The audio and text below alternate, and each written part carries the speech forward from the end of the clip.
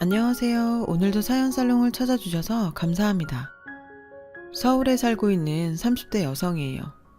인간의 불행은 상대와 날 비교하는 순간부터 시작된다고 하죠. 그런 의미에서 제 인생은 시작부터 불행의 연속이었던 것 같아요. 저에겐 세상에 태어나던 순간부터 함께해온 비교 대상자가 있거든요. 바로 저와는 2분 차이로 세상에 먼저 태어난 이란성 쌍둥이 언니예요. 우리는 같은 날 한 배에서 태어난 것 말고는 닮은 구석이 하나도 없어요. 언니는 부모님의 좋은 DNA를 고스란히 물려받고 태어났지만 반면에 저는 남는 DNA를 긁어 모아서 태어난 꼴이거든요. 누가 봐도 확연한 차이가 나다 보니 부모님의 사랑은 당연히 언니가 독차지하게 되었어요. 얼굴 예쁘지, 애교도 많지, 거기다 공부까지 잘하니 왜 안 그렇겠어요. 반면에 저는 키만 멀대같이 클 뿐 얼굴도 그냥저냥, 성격도 무뚝뚝하고 결정적으로 공부를 잘 못했어요. 우리 자매의 인생이 더욱 격차를 보인 건 바로 대학교에 입학하고부터였죠. 언니는 S대 영문과에 합격을 했고 저는 전문대 미용학과에 가게 됐거든요. 누가 봐도 확연한 레벨 차이였죠. 언니가 S대에 붙자 엄마는 인생 게임의 최종 승리자인 것처럼 의기양양하게 변했어요. 딸만 둘 낳았다고 틈만 나면 손주 타령을 하며 엄마를 구박했던 친할머니와 그에 못지않게 시누이 노릇을 톡톡히 하며 매운 시집살이를 시켰던 고모들 앞에선 더더욱 그랬죠. 이것들아, 그동안 니들이 아들 못 낳았다고 그렇게 날 무시했지? 근데 이거 봐라. 니들이 지지배라고 무시했던 내 딸이 우리나라에서 제일 좋은 대학에 들어갔다 이거야. 모르긴 해도 딱 이런 느낌이었어요. 좋으셨겠죠. 얼마나 통쾌했겠어요. 이런 엄마의 마음을 이해 못하는 건 아니지만 그래도 전 솔직히 섭섭했어요.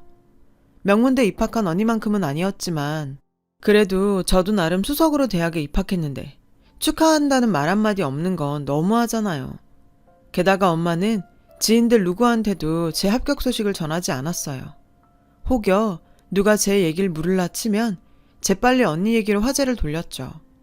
마치 언니로 인해 얻은 영광이 듣보잡 대학에 들어간 저 때문에 퇴색될까 두려운 사람처럼 말이에요. 서운함 때문이었을까요? 저는 죽어라 열심히 공부했어요. 2년 내내 과 톱을 유지했고 그 덕에 졸업 전에 교수님 추천으로 유명 헤어샵에 취직을 했고 스텝 생활을 시작할 수 있었어요. 그곳은 탑 연예인들이 다니는 곳으로 대한민국에서 손꼽히는 헤어샵이었죠. 당연히 소속 헤어 디자이너들 연봉도 대기업 직원들보다도 훨씬 높았고요. 하지만 말단 스텝들 상황은 달랐어요.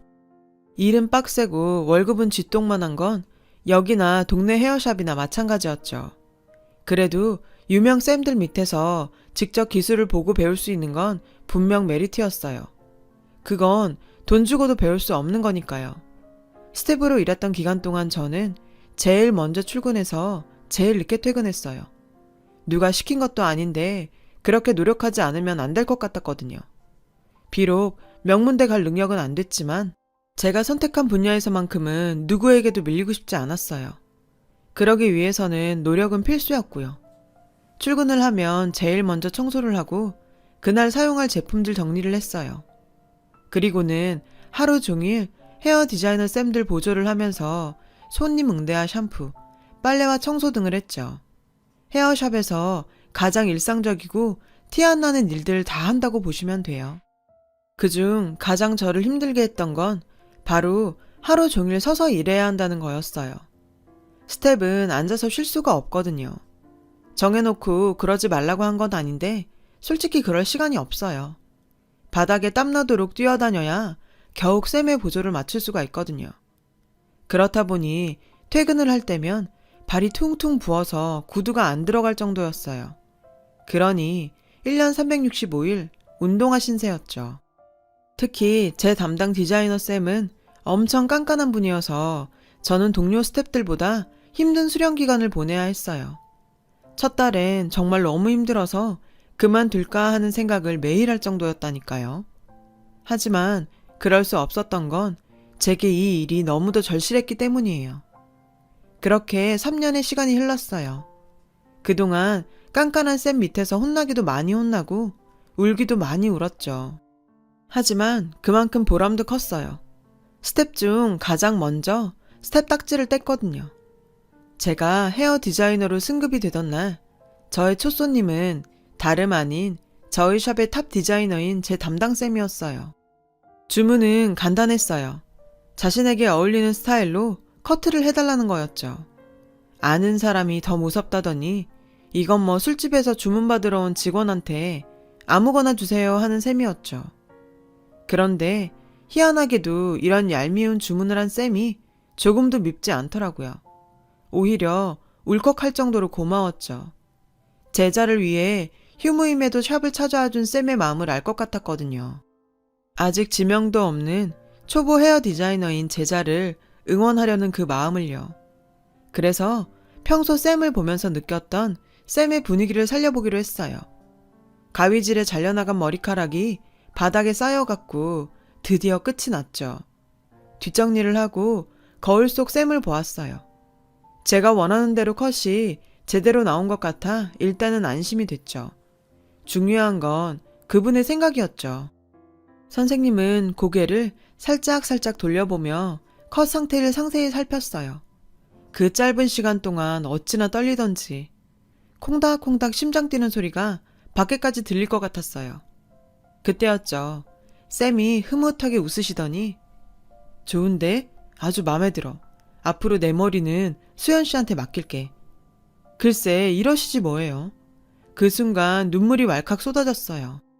너무 기쁜데 그래서 웃고 싶었는데 하염없이 눈물이 흘러내리더라고요. 태어나서 처음 제 존재의 가치를 증명받은 기분이었어요. 다른 누구도 아닌 내 스승한테 말이죠. 게다가 그분이 웃는 모습은 처음이었어요. 샵에서 어루망자로 불릴 만큼 차갑기로 소문난 분이었거든요. 탑스타한테도 절대 꿀리지 않을 정도로 아우라가 강한 분이니까요. 그런 선생님이 날 보고 웃어주었다는 사실에 가슴이 벅차고 설렜어요. 그리고 그날 제 가슴을 설레게 했던 쌤은 지금의 제 남편이 되었죠. 쌤의 말대로 쌤의 머리는 평생 제가 맡게 된 거예요. 제가 디자이너로 승격되고 얼마 뒤부터 우리는 연인 사이로 발전했어요. 그리고 3년 뒤 결혼을 약속했죠. 그래서 양가 부모님의 허락을 받기 위해 인사를 드리러 가기로 했죠. 연애 초부터 이미 시동생과는 누나 동생 하는 사이였고 시부모님도 몇 번 뵌 적이 있어서 시댁에서 결혼 승낙을 받는 건 솔직히 걱정이 안 됐어요. 평소 저를 많이 예뻐해 주셨기에 당연히 허락해 주실 거라 믿었으니까요. 그리고 결과는 제 예상대로였어요. 하지만 우리 집의 경우는 그 반대였죠. 저희 부모님이 남편의 직업을 가지고 트집을 잡으며 반대하셨거든요. 남사스럽게 남자가 무슨 미용사냐고요. 지금은 시대가 달라졌다고 아무리 설명을 해도 들은 척도 안 하셨어요. 당신들의 딸도 같은 직종에 있는데도 사윗감 직업으로는 안 된다니 이게 말이 되나요? 저는 정말 이해가 안 됐어요. 아무리 내 부모라지만 이렇게 말도 안 되는 트집을 잡으니 한심하더라고요. 남편한테 미안하기도 했고요. 저는 남편 집에서 환영받으며 예쁨을 받는데 남편은 저희 부모님한테 문전박대나 당하다니 남편 앞에서 고개를 들 수가 없었어요. 그런데도 남편은 실행기색 하나 없이 꾸준히 저희 집을 찾아갔고 냉대에도 불구하고 한결같이 저희 부모님한테 성심성의껏 했어요. 딸인 저보다 더요. 결국 그런 남편의 노력 덕분에 우린 결혼 승낙을 받을 수 있었어요. 신혼집은 친정 근처에 얻기로 했어요. 친정엄마가 결혼을 허락해 주시면서 걸었던 조건이었거든요. 시부모님과 남편은 저희 엄마가 저를 많이 사랑하셔서 그런 거라고 했지만 저는 그게 아니라는 걸 알고 있었어요. 엄마가 절 그렇게 걱정하거나 챙기는 분이 아니라는 건 어려서부터 익히 알고 있었으니까요. 엄마의 목적은 사위인 제 남편이었어요. 모임 나가기 전 공짜 머리를 할 때라던가 김장할 때 배추 헹구거나 양념 버무릴 일손이 필요하다거나 택시비를 아껴줄 공짜 기사 필요할 때 곁에 두고 부려먹을 요량이었던 거죠. 엄마한테는 꽁으로 부려먹을 머슴 같은 사위가 필요했던 거예요. 솔직히 화가 났지만 아들 없는 처가에서 아들 노릇 할 수 있어서 다행이라는 남편을 보며 할 수 없이 참기로 했죠. 장인 장모의 사랑 대신 내가 더 내 남편을 위해주면 되리라 생각하면서요. 그러다 보면 엄마 아빠도 언젠가는 둘째 사위의 마음을 알아주시지 않을까 하는 생각도 조금 했고요. 결혼하고 얼마 뒤 우리 부부는 다니던 헤어샵을 그만두고 집 근처에 가게를 오픈했어요. 규모도 작고 홍보가 덜 된 탓에 고전을 면치 못했지만 실력만큼은 자신 있었죠. 그렇게 한두 달 적자로 버티다가 다행히 수년간 남편한테 머리를 해온 연예인이 샵에 방문하면서 입소문을 타게 됐어요. 스텝도 여럿 두게 됐고 지금은 강남이 아님에도 예약하기 힘든 헤어샵이 됐죠. 개업하고 3년 만의 성과였어요. 이제는 꽃길만 걸으면 된다 생각했던 그때 생각지도 않은 일이 생겼지 뭐예요. 언니의 결혼 이후 엄마가 형부와 제 남편을 차별하기 시작한 거예요. 언니는 저보다 2년 늦게 결혼을 했어요. 형부는 영국인으로 언니가 강의 나가고 있는 대학의 교환 교수예요. 엄마는 외국인의 대학 교수인 큰 사위를 엄청 떠받들었어요. 철철이 홍삼을 다려 먹이는 건 기본이고 한식이 입에 맞을지 걱정이라며 손이 많은 궁중요리도 해다 바칠 정도였죠. 그뿐인가요? 어딜 가든 그놈의 교수 사위 타령을 하며 자랑을 해댔어요. 누가 보면 엄마 아들인 줄 알겠다니까요. 그래요. 100번 양보해서 그럴 수 있다 쳐요. 근데요, 다른 건 몰라도 먹는 거 가지고 사람을 차별하면 안 되죠. 불만이 쌓여가던 어느 날이었어요.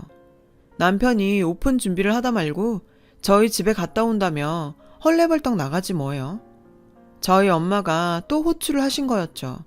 하필 예약도 더 많은 날인데 말이에요. 저는 우리 집 일 때문에 나가는 거라 뭐라고 하지도 못하고 시계만 보며 전전긍긍 남편을 기다리고 있었어요. 그런데 나간 지 3시간이 넘었는데도 돌아오지 않는 거예요. 제 전화도 안 받고요. 하는 수 없이 남편 앞으로 잡혀있는 예약들을 일일이 전화를 걸어 사과를 하곤 취소를 했죠. 생각 같아선 엄마한테 전화해서 한바탕 해대고 싶었지만 일단 꾹 참고 있었죠. 그러다 직접 친정에 가봐야겠다 싶던 그때 남편이 파김치가 돼서 돌아왔어요. 먼지를 잔뜩 뒤집어 쓴 채 말이에요. 여보, 꼴이 그게 뭐야? 도대체 어디서 뭘 하다 왔길래 이 모양이야? 남편은 대답할 기운도 없다며 그대로 소파에 드러 눕더군요. 그리고는 아직 한 끼도 못 먹었다고 짜장면이라도 시켜달라지 뭐예요. 순간 열이 확 오르더라고요. 이 시간까지 엄마가 밥도 안 줬어? 도대체 지금까지 뭘 했는데? 얘기를 들어보니 허리 아픈 아빠 대신 창고방 도배를 해주고 왔다더라고요. 기가 막혔어요. 아니, 그렇게 일을 부려먹었으면 적어도 밥은 먹였어야죠. 어떻게 삼복더위에 하루 종일 부려먹고 밥도 안 줘서 보내요.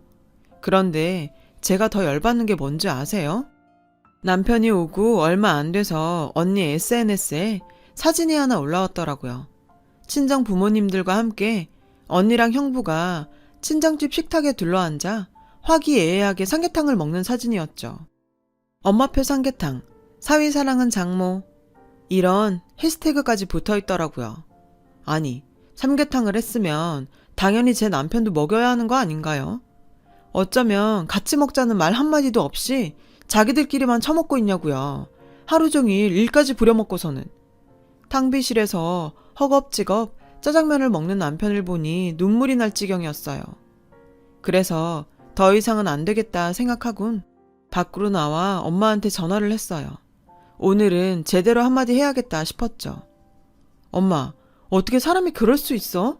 큰 사위 삼계탕 끓여 먹을 정신은 있고 작은 사위 밥 해줄 정신은 없었어? 큰 사위처럼 놀러 간 것도 아니고 아빠 대신 하루 종일 도배하러 간 사람을 종도 밥은 먹여가며 부린다고. 근데 하물며 사위한테 어쩜 이래? 아침부터 부려 먹었으면 밥은 먹여보냈어야지. 엄마가 형부한테 하는 것만큼은 바라지도 않어.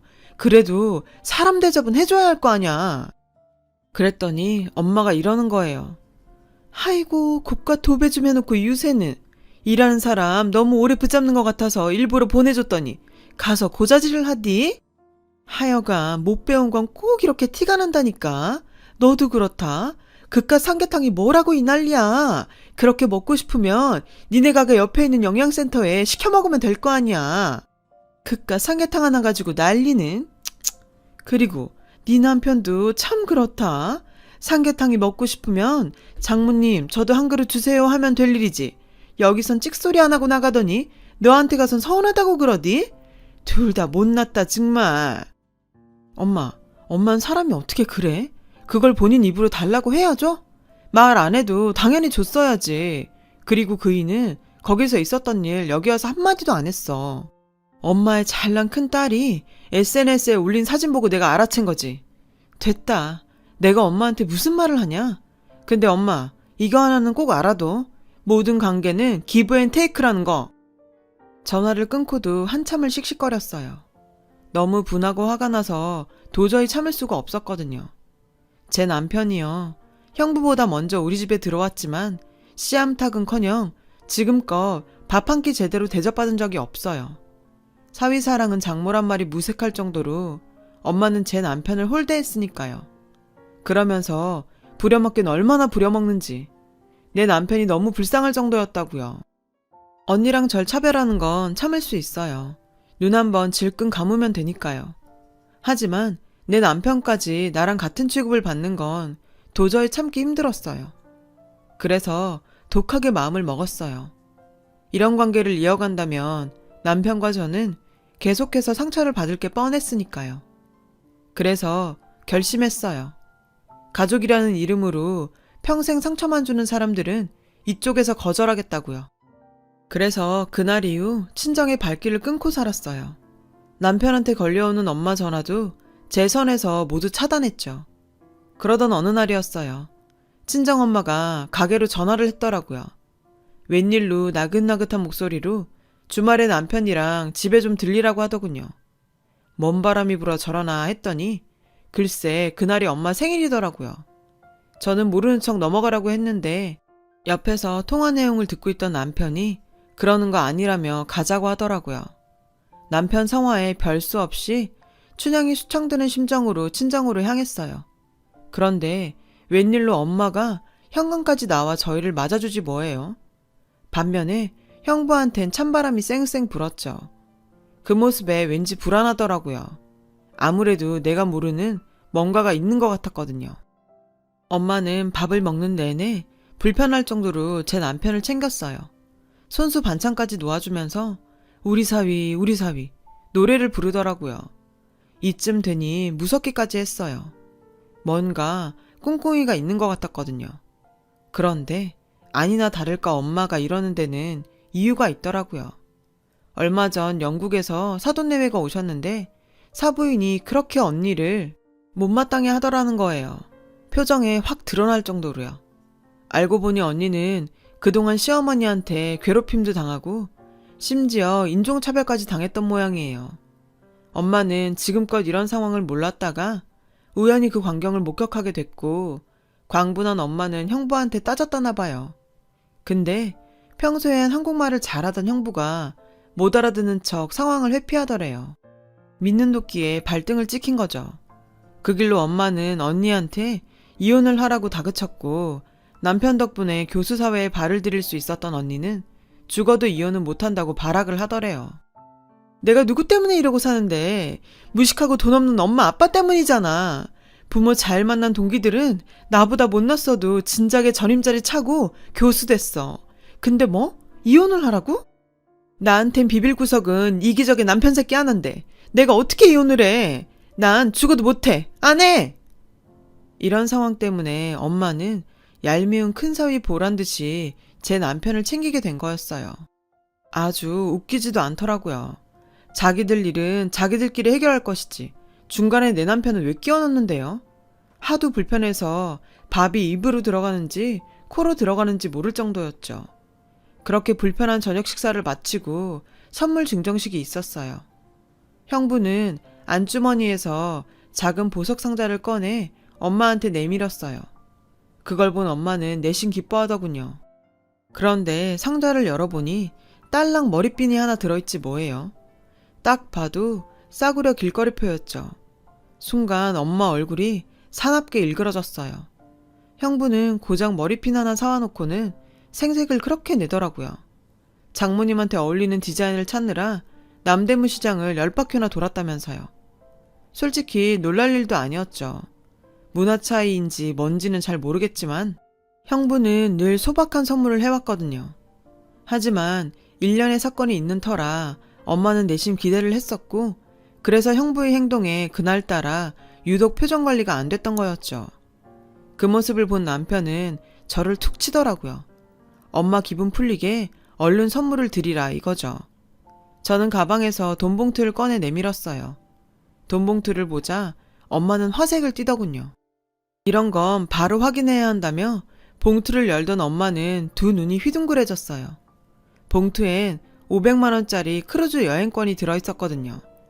엄마는 좋아서 입이 다물어지지 않았죠. 어머머, 내가 실수를 했네. 엄마, 미안. 내가 봉투를 잘못 꺼냈나 봐. 이건 우리 시어머님 드릴 선물이거든. 엄마 건 이거야. 엄마는 현금 좋아해서 현금으로 넣었어. 괜찮지? 저는 엄마 손에 들린 봉투를 빼앗고 10만 원이 든 돈 봉투로 바꿔드렸어요. 현금이란 소리에 내심 기대했던 엄마는 봉투를 열어보곤 얼굴이 확 구겨졌어요. 뭐야, 고작 10만 원이야? 네 시어머니 선물은 500만 원짜리 크루즈 여행권이고 난 고작 10만 원? 너 지금 엄마 가지고 놀리는 거냐? 네가 이러고도 내 딸이라고 할 수 있어? 엄마는 서러운지 눈물까지 글썽였어요. 엄마, 뭐 이런 거 가지고 그래? 난 30년 가까이 엄마한테 이보다 더한 대접을 받고 살았는데 왜? 엄마도 당해보니 서럽고 분해? 그러면서 나한테는 왜 그랬어? 남도 아니고 엄마면서 왜 그랬냐고. 내 가슴엔 수없이 못질을 해놓고 고작 이 정도로 서운해하면 안 되지. 고작 10만 원이라고 했어? 나는 그 10만 원 벌자고 아침부터 밤까지 서서 일해. 엄마한테 가진 모욕 당하면서 벌은 돈이라고. 내가 그랬지? 모든 관계는 기브 앤 테이크라고. 우리 시어머니 나한테 얼마나 잘해주시는지 알아? 내 생일 땐 하루 종일 서서 일한다고 발 마사지 기계도 사주시고 끼니 못 챙겨 먹을까봐 선식에 찰떡까지 보내주시고 틈틈이 냉장고에 반찬도 채워주고 가셔. 그뿐인 줄 알아? 명절 때만이라도 편히 쉬라고 일부러 친구분들이랑 여행 떠나셔. 엄마하고는 하늘과 땅 차이로 날 위해주시고 사랑해주신다고. 엄마는 한 번이라도 날 생각한 적 있어? 없지? 하긴 엄마한테 언니뿐이니까. 그래서 나도 앞으로는 엄마한테 받은 만큼만 할 생각이야. 그리고 앞으로는 이 함부로 불러대지 마. 이 사람 비싼 몸이야. 엄마 같은 사람이 함부로 불렀을 사람 아니라고. 운전할 사람 필요하면 대리기사 부르고 김장 도와줄 사람 필요하면 도우미 불러. 내 남편 종부리듯 하지 말란 말이야. 그 길로 남편 손을 잡고 친정을 나왔어요. 남편은 들어가 사과하자고 했지만 저는 죽어도 싫다고 했어요. 나도 내 남편도 함부로 대하는 내 부모, 저도 이제는 필요 없으니까요. 얼마 뒤 언니는 결국 별거를 시작했어요. 형부가 돌연 영국으로 가버렸거든요. 언니하고는 더 이상 못 살겠다나요. 결국 엄마의 유일한 자랑거리던 언니는 하루아침에 엄마의 절망이 돼버렸죠. 남편과 저는 바쁜 일상을 보내고 있어요. 달라진 게 있다면 배가 조금씩 불러오고 있다는 정도죠. 제가 임신을 했거든요. 아이를 낳아봐야 엄마 마음을 안다고들 하는데 글쎄요. 제가 아이를 낳는다고 엄마가 제게 왜 그렇게 차별을 했는지 알게 될까요? 저는 아니라고 생각해요. 그래도 언젠가는 엄마를 용서하는 날이 올지도 모르죠. 하지만 아직은 때가 아니라고 생각해요. 지금은 그저 절 아끼고 사랑해주는 사람들한테 집중하고 싶거든요. 내 곁에서 세상 모르고 잠들어 있는 남편과 뱃속의 아이한테 말이에요. 지금까지 제 사연을 들어주셔서 감사합니다. 들어주신 모든 분들 가족들과 행복한 하루 되시길 바래요. 여러분, 사연 댓글에 응원과 현명한 조언 부탁드려요. 좋아요와 구독은 저에게 큰 힘이 됩니다. 오늘도 좋은 일 가득하세요.